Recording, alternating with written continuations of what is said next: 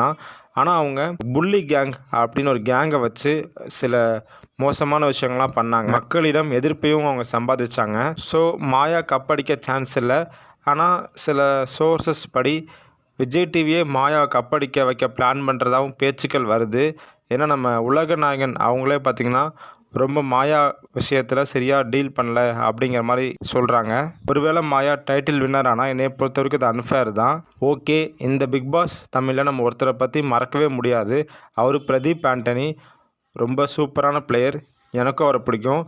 அவர் பார்த்திங்கன்னா red card கொடுத்து வெளியேற்றின விஷயம் அதுக்கு தெரியும். அது முழுக்க முழுக்க அன்ஃபேரு. அவர் நேரம் இருந்திருந்தால் டஃப் ஃபைட்டு கொடுத்துருப்பாரு. ஒன் ஆஃப் த ஃபைனலிஸ்ட்டாக இருந்திருப்பார். அவர் டைட்டில் வின்னராக ஆகிறதுக்கு அதிக சான்ஸுகள் இருந்துச்சு.